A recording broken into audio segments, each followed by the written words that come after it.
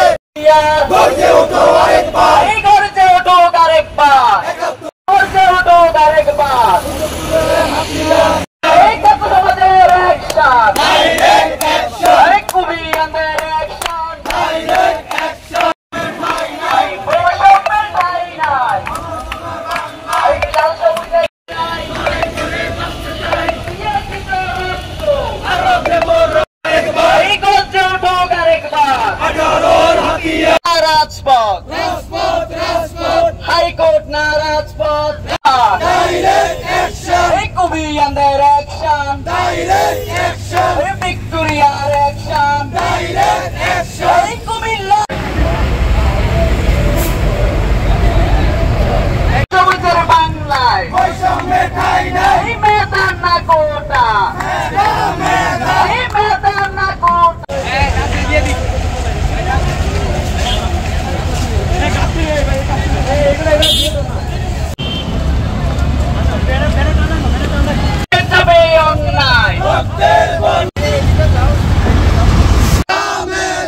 লড়াই লড়াই লড়াই চাই, লড়াই করে বাঁচতে চাই, দিয়েছি তো রক্ত, আরো দেব রক্ত, মেধা মেধা মেধা, আপোষ না সংগ্রাম, রাজপথ রাজপথ, দালালি না রাজপথ, রাজপথ রাজপথ, হাইকোর্ট না রাজপথ, রাজপথ রাজপথ, এই ক্যাম্পাস না রাজপথ, রাজপথ।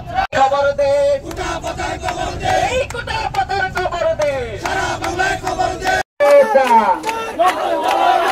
একাত্তরের হাতিয়ার, এই বৈষম্যের ঠাই, এই বাতিল বাতিল বাতিল চাই, এই বৈষম্যের ঠাই নাই। খবর দে, অলিগলিতে খবর।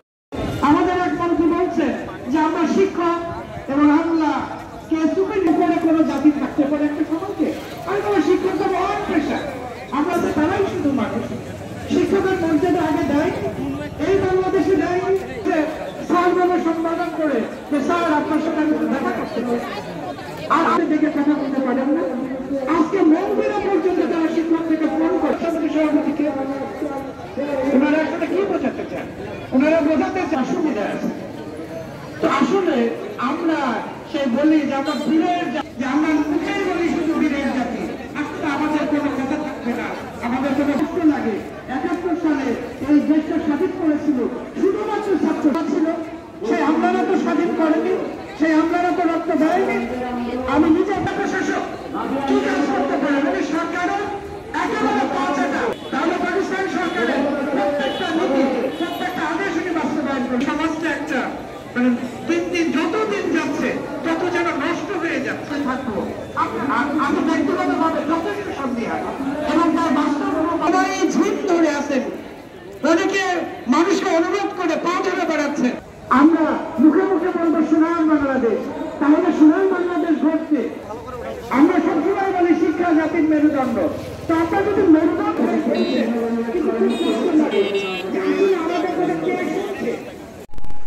আমরা যারা অধিকার আদায়ের আন্দোলনে আজকে শহীদ মিনারে অবস্থান নিয়েছে, আমরা সকলে অধিকার আছে। বড় ভিড়, বড় উন্নত মমশীল, খোদার আসন আরস্য দিয়া উঠিয়াছে চির বিস্ময়, আমি বিশ্ববিধাত্রীর।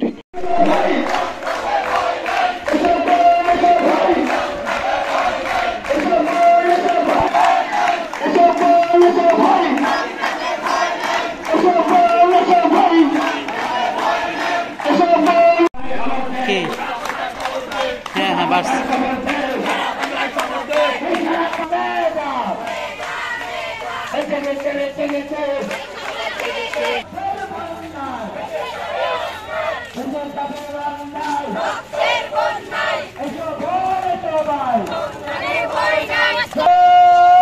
নেতা না কোটা